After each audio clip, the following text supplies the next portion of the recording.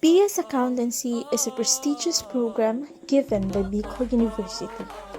It is composed of faculty with greatest qualifications and has a high-quality curriculum.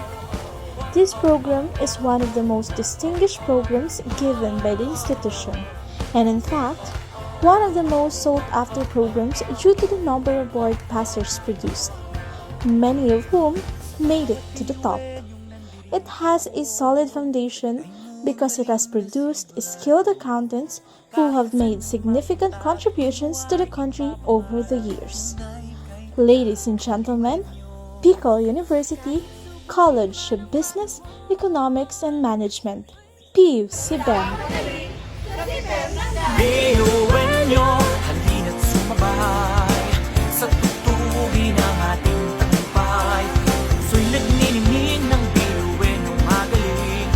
Ikaw at ako, biyuin na tayo.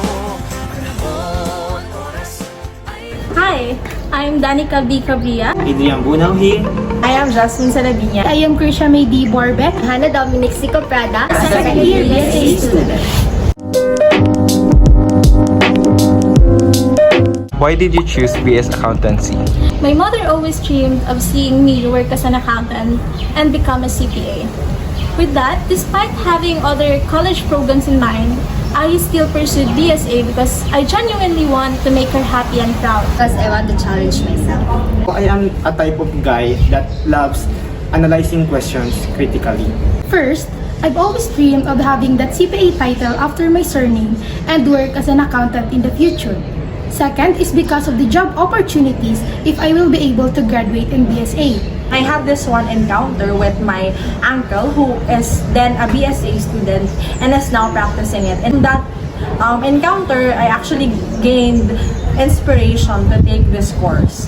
What is your most memorable or unforgettable experience in school or as a BSA student? Meeting my circle of friends. They made each struggling day bearable.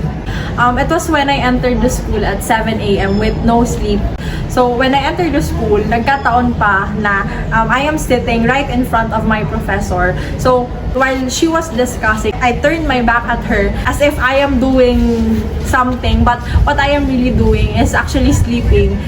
I think when I was a first year, I cursed in our online class. Sobrang happy ko kasi that time because nakapag-recite na ako and hindi naman ako nag-isa. Yun nga lang, I forgot to turn off my mic and boom!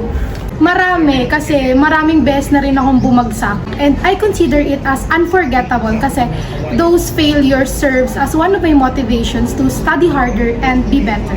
I was given a 2.6 grade and it was very frustrating What are your goals as a BSA student or as a future accountant? to get that license. Graduate from Bicol University and to pass the CPA licensure examination. To learn and to pass.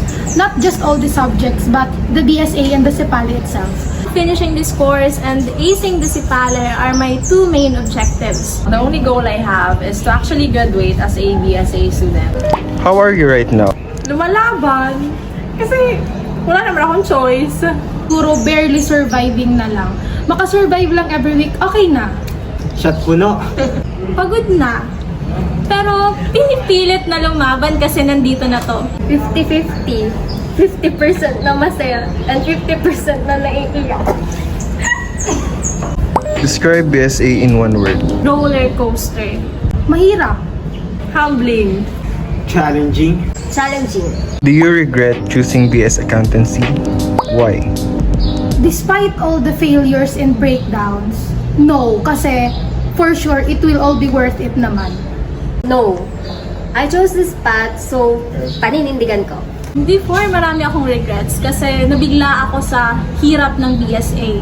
Pero ngayon, wala na kasi I've realized na there's really no easy way. I am appreciating where I am right now. So I am trying to have a straight mind to keep on pursuing this course. No, kasi right from the start, I really wanted this. And paninindigan ko siya. With all the setbacks I've had and I will have, I am for sure gonna come back stronger. Would you or would you not take the opportunity to reverse your decision to take BS Accountancy? Why or why not? No, there's no turning back. Kaya kung kinaya ko noon, kinakaya ko ngayon, for sure, kakayanin ko pa in the future. So no. I already learned a lot and I know that I will be learning more from this course. I think no. Kasi when I entered this course, buo ang loob ko. I am really shocked with the reality of being an accountancy student. I think I prepared myself well enough to take this journey and face all its challenges. I would not. I made it this far, so there's no holding back. No. When I decided to study BS Accountancy, I already knew the difficulties I might encounter, so there was no turning back for me. What advice can you give to students wanting to take up accountancy? Bring as much yellow pad paper as you can. Walang course na madali. Lahat yan mahirap, so palakasan lang lagi ng loob. Balance is important. Hindi to patalinuhan. Pasipagan ng labanan dito. Kaya kung gusto mo, go lang. Hanap agad kayo ng friends na pwede niyong yakapin pati iyakan kapag sobrang bigat na. And kung aspiring BSA student ka talaga, mag-advance reading ka na.